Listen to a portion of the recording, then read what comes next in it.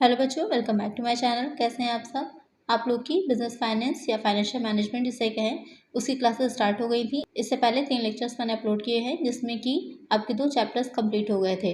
आज जो हम पढ़ेंगे वो 3rd चैप्टर है। कौन सा हो जाएगा? पूंजीकरण, कैपिटलाइजेशन। तो इस वीडियो में हम पढ़ेंगे कि कैपिटलाइजेशन क्या होता है, कितने टाइप होते हैं, उसके कौन से कॉजेज होते हैं, कौन से उसके इफेक्ट्स होते हैं, और आगे इसमें न्यूमेरिकल भी हैं। समझ लीजिए इसी चैप्टर से आपका शुरू हो रहे हैं न्यूमेरिकल्स। तो बहुत ही ध्यान से अच्छे से इसको पढ़िएगा, इसके नोट्स बनाते चलिए और आगे जो भी न्यूमेरिकल हो उसको मैं भी सॉल्व करवाऊंगी, साथ में आप लोग भी सॉल्व करते रहिएगा।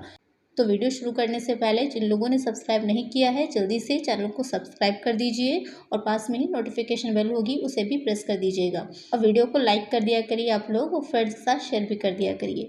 आइए शुरू करते हैं हमारा नेक्स्ट चैप्टर, पूंजीकरण, कैपिटलाइजेशन। तो हमने ये तो जान लिया कि बिजनेस फाइनेंस है क्या, व्यावसायिक वित्त क्या है। फिर हमने ये जान लिया कि किस सोर्सेज से हम उसे कलेक्ट कर सकते हैं, कौन कौन से सोर्सेज से वो हमें उपलब्ध हो जाएगा, अवेलेबल होगा, ये हमें पता चल गया। वो इंस्टीट्यूशंस के बारे में पता चल गया, कैपिटल मार्केट के बारे में हमने जान लिया। तो उसके बाद ये क्वेश्चन आता है कि जो भी कंपनी है, जो भी हमारा फाइनेंशियल इंस्टीट्यूशन है, जो भी ऑर्गेनाइजेशन है, उसमें पूंजी की मात्रा कितनी होगी, कैपिटल की वैल्यू कितनी होगी, कितनी पूंजी से हम, कितनी कैपिटल से हम अपने व्यवसाय को, बिजनेस को शुरू कर रहे हैं, कितनी पूंजी हम उसमें इन्वेस्ट करना चाहते हैं। तो वो हो जाएगा हमारा कैपिटलाइजेशन। अगर एक सीधे शब्दों में कहें तो एक व्यावसायिक संस्था में नियमित रूप से विनियोजित पूंजी की कुल मात्रा जो होती है वो कहलाती है पूंजीकरण यानी कि कैपिटलाइजेशन। कि एक बिजनेस इंस्टीट्यूशन में कितनी कैपिटल इन्वेस्ट है उसका टोटल वैल्यू ही क्या कहलाती है? कैपिटलाइजेशन। ये जानना कि कोई भी संस्था है, कोई भी बिजनेस है, उसे हम कितनी पूंजी से शुरू करें, उसमें कितनी पूंजी इन्वेस्ट हो, वो हो जाता है आपका कैपिटलाइजेशन। दूसरे शब्दों में कहें, इन अदर वर्ड्स, जो स्वामित्व फंड, आधिक्य एवं उधार ली गई पूंजी होती है उसका टोटली क्या हो जाता है? कैपिटलाइजेशन हो जाता है। इक्विटी फंड, सरप्लस और जो लोन लिया जाएगा उसका जो टोटल हो जाता है वो हो जाती है पूंजीकरण। अब समझ गए होंगे आप कि कैपिटलाइजेशन क्या होता है, पूंजीकरण क्या होता है। किसी भी व्यवसाय में जितनी भी पूंजी लगाई जा रही है उसकी कुल मात्रा को क्या कहते हैं? पूंजीकरण कहते हैं, कैपिटलाइजेशन कहते हैं। अब आते हैं इसकी डिफिनेशन पर। तो गेस्टनबर्ग ने जो इसकी डिफिनेशन दी थी उन्होंने कहा था, पूंजीकरण में निगम की स्वामित्व पूंजी तथा इसकी उधार ली गई पूंजी सम्मिलित होती है जो इसके दीर्घकालीन ऋण द्वारा दिखाई जाती है। Capitalisation comprises corporations ownership capital and its borrowed capital as represented by its long term indebtedness। तो यहाँ पर गेस्टनबर्ग का मानना ये था कि पूंजीकरण जो होता है उसमें निगम की जो भी कॉर्पोरेशन होगा उसकी इक्विटी कैपिटल, स्वामित्व पूंजी और उसने जो भी उधार ली है, लोन ली है, वो पूंजी दोनों को ही सम्मिलित किया जाता है। नेक्स्ट डिफिनेशन है लेलैंड डोरेस की। इन्होंने क्या कहा था? ये पूंजीकरण में निगम की पूंजी सम्मिलित होती है जो इसके दीर्घकालीन ऋण द्वारा दिखाई जाती है। इसका आशय पूंजी स्कंद का कुल लेखा मूल्य किसी भी रूप में प्रदर्शित आधिक्य दीर्घकालीन निधिबद्ध ऋण हो सकता है। Capitalization of corporation comprises the ownership and borrowed capital as represented by long-term indebtedness. It may also mean the total accounting value of the capital stock surplus in whatever form it may appear the funded long-term debits। इनका मानना ये था कि जो पूंजीकरण होगा उसमें निगम की पूंजी में कौन सी चीज़ें आती हैं? वही दीर्घकालीन ऋण हो जाएंगे, लॉन्ग टर्म लोन्स हो जाते हैं। उसके में कौन सी चीज़ें आएंगी? लॉन्ग टर्म लोन में जो पूंजी स्कंद का कुल लेखा मूल्य होगा और किसी भी तरह जो भी आर्थिक सरप्लस दिखाया जाएगा उसको ऐड किया जाएगा। सिंपल सा ये समझ लीजिए, जो बैलेंस शीट आप बनाते हैं एक हो जाता है लायबिलिटी साइड, दूसरा हो जाता है एसेट साइड। जो भी आपकी कैपिटल दिखा रहे हैं, सरप्लस दिखा रहे हैं, साथ में जो लोन्स दिखा रहे हैं, सबको ऐड करने पर जो निकल के आएगा वही हमारे कैपिटलाइजेशन वैल्यू हो जाती है, पूंजीकरण मूल्य हो जाता है। तो आप समझ गए होंगे पूंजीकरण क्या होता है, कैपिटलाइजेशन क्या होता है। अब इसके बाद नेक्स्ट आता है कि जो पूंजीकरण होता है उसकी समस्या क्यों आती है, कब हमें पूंजीकरण की आवश्यकता पड़ती है, कब हमें पूंजी की वैल्यू को निकालना पड़ता है। तो उसकी जो कंडीशंस दे रखी हैं कि जब एक नई कंपनी की स्थापना की जा रही, कोई भी नई कंपनी की जब स्थापना होती है तो वहाँ पर भी हमें पूंजीकरण करना पड़ता है कि कितनी पूंजी से, कितनी कैपिटल से उस कंपनी को हम शुरू करेंगे या उसमें कितनी कैपिटल की हमें ज़रूरत होगी। नेक्स्ट है जब विद्यमान व्यवसाय का विस्तार किया जा रहा हो, यदि हम अपने जो भी बिजनेस है उसको बढ़ाना चाह रहे हैं तो वहाँ पर भी हमें क्या होगा, ये जानना होगा कि कितनी उसमें कैपिटल हमें चाहिए है। नेक्स्ट है जब व्यवसाय में आधुनिकीकरण का कार्य संपन्न कराना हो। आज के टाइम में जैसे कि अपडेट हर कोई कर रहा है, बिजनेस भी अपडेट हो रहा है, उसमें नई नई मशीनरी, नई नई टेक्नोलॉजीज, सारी चीज़ें आ रही हैं। तो जब हमें बिजनेस को अपडेट करना होता है तो वहाँ पर भी हमें एक्स्ट्रा कैपिटल चाहिए होती है। नेक्स्ट है जब व्यवसाय का पुनः पूंजीकरण, समायोजना अथवा पूंजी का पुनर्गठन किया जाना हो। तो आपने पढ़ा होगा फाइनेंशियल अकाउंटिंग में, तो वहाँ पर पुनर्निर्माण आपने पढ़ा था, रिकंस्ट्रक्शन एक्सटर्नल था, इंटरनल था। तो वहाँ पर जो भी कंपनी है, बिजनेस है, उसमें पूंजी कितनी इन्वेस्ट है, अंडर कैपिटलाइजेशन है, ओवर कैपिटलाइजेशन है, कभी कभी वैल्यू ज़्यादा हो जाती थी लेकिन उतनी एसेट्स नहीं होती थी। तो ऐसी कोई भी सिचुएशन अगर होगी, पूंजी का पुनर्गठन करना होगा तो वहाँ पर भी क्या होगा, पूंजीकरण की जरूरत पड़ेगी। नेक्स्ट आता है जब दो उपक्रमों का संविलियन या संयोजन हो रहा हो। संविलियन भी आपने पढ़ा था, अब्जॉर्प्शन, यानी कि जब दो उपक्रम, दो एंटरप्राइजेस आपस में मिल रहे होते हैं, दो बिजनेस या दो कंपनीज हैं, आपस में संविलियन हो रहा होता है तो वहां पर भी पूंजीकरण किया जाता है, कैपिटलाइजेशन किया जाता है। तो ये तो हो गई वो कंडीशन जब पूंजीकरण की, कैपिटलाइजेशन की जरूरत होती है।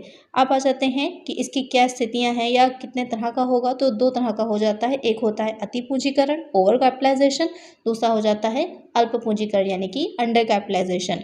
तो सबसे पहले देखते हैं कि जो ओवर कैपिटलाइजेशन है, अति पूंजीकरण, वो क्या होता है। जैसे नाम से ही क्लियर हो रहा है, ओवर कैपिटलाइजेशन, अति पूंजीकरण मतलब जितनी पूंजी है उससे ज़्यादा पूंजी दिखा रहा है, एक्चुअल में उतनी एसेट्स हमारे पास नहीं है जितनी हमारी जो अकाउंट्स हैं, जो बुक्स हैं वो दिखा रही हैं, वो हो जाएगा अति पूंजीकरण, ओवर कैपिटलाइजेशन।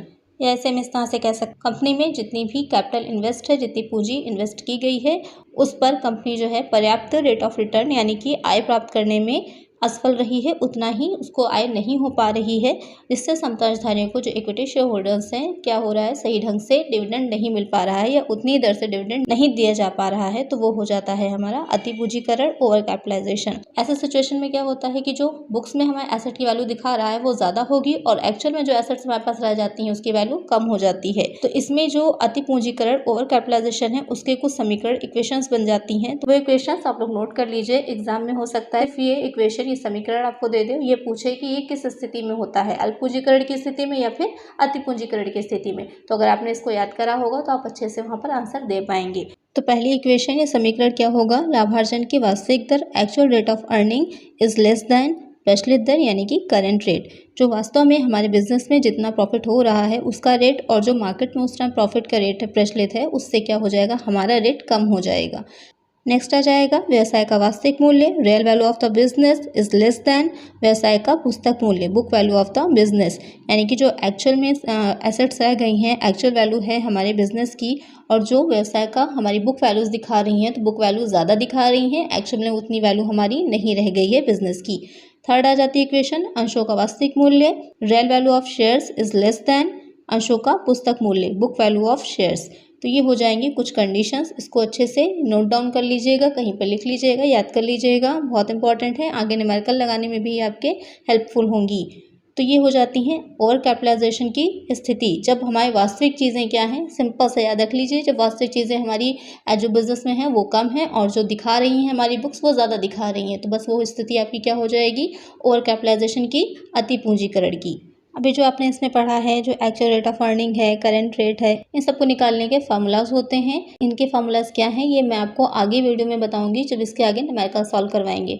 तो वीडियो को पूरा देखिएगा, लास्ट तक देखिएगा, आगे इसके जो फार्मूलाज हैं काफ़ी इंपॉर्टेंट हैं। जो MCQ क्वेश्चन आप लोग के आएंगे वो यहाँ से सीधे सीधे आपसे क्वेश्चन पूछ लेगा, फार्मूला अप्लाई करिए, आंसर निकालिए और आप टिक कर दीजिए, बहुत आसान रहेगा आपके लिए। तो लास्ट तक वीडियो को जरूर देखिएगा। फिर आ जाता है इसके बाद कि अति पूंजीकरण के कारण क्या हैं, कॉजेज ऑफ ओवर कैपिटलाइजेशन। तो फर्स्ट उसका हो जाएगा महंगे मूल्य पर संपत्तियों के प्रवर्तन, प्रमोशन विद इन्फ्लेटेड एसेट, यानी कि जब संपत्तियां ली गई थी तो उनका मूल्य बहुत अधिक दिया गया था, जिस वजह से उनकी वैल्यू ज़्यादा है लेकिन जो उनकी एक्चुअल में वैल्यू है वो कम हो जाएगी।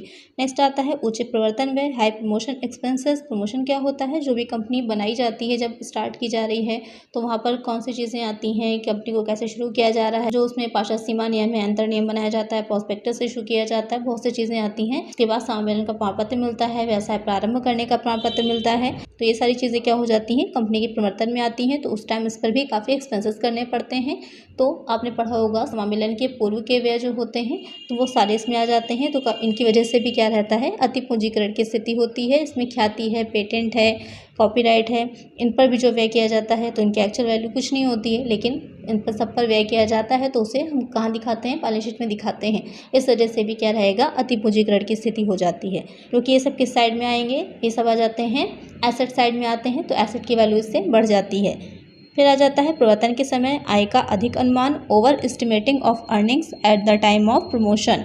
जब भी प्रवर्तन का टाइम है, स्टार्टिंग में कंपनी को हम बना रहे होते हैं, उस टाइम पर अगर कोई इनकम हमें हो रही है, उसको जितनी इनकम हुई है उससे ज़्यादा इनकम हमने अनुमान कर लिया है कि इससे ज़्यादा हमें आय हो गई है, तो उसको भी हम दिखा रहे हैं। इस वजह से भी क्या होगी, जो हमारे एसेट्स हैं वो वैल्यू ज़्यादा दिखाएंगी। उसके बाद आ जाता है ऊंची पूंजीकरण दर से आय को पूंजीकृत करना।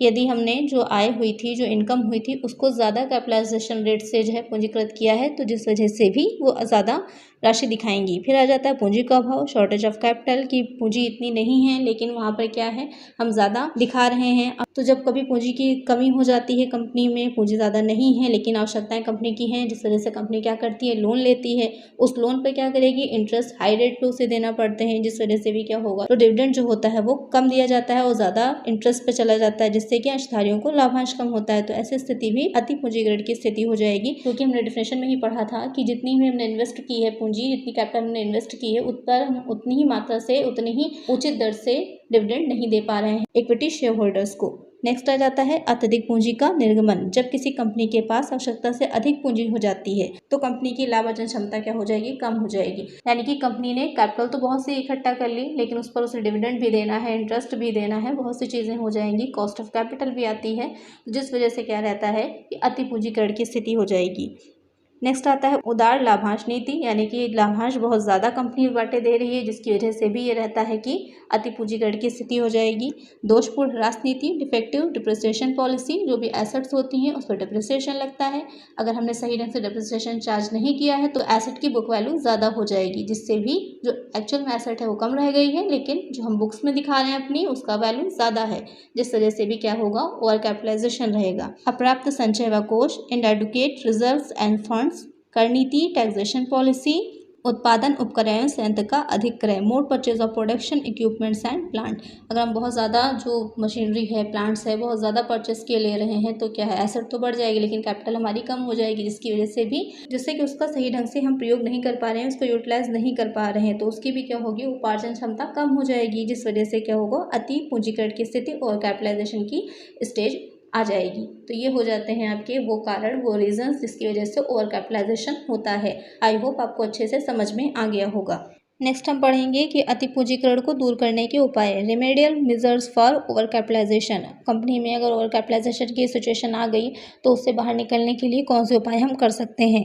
पहला हो जाएगा अंशों की संख्या कम करना, रिड्यूसिंग नंबर्स ऑफ शेयर्स, यानी कि जितने भी कंपनी ने शेयर्स इशू किए हैं उनकी संख्या को कम करना, उनकी संख्या को कम कर दिया जाए। सेकंड हो जाता है अंशों के समूल्य में कमी, रिडक्शन इन पर वैल्यू ऑफ शेयर्स। इसमें क्या होता है, कंपनी जो पूंजी होती है उसका पुनर्गठन करती है, उसका रिकंस्ट्रक्शन करने के बाद उसके जो पर वैल्यू होती है, समूल्य होता है, उसमें कमी करती है, जिससे भी क्या होगा, अति पूंजीकरण पर रोक लगाई जा सकती है। नेक्स्ट होगा ऋणपत्रों की ब्याज दर में कमी, reduction in interest rate of debentures.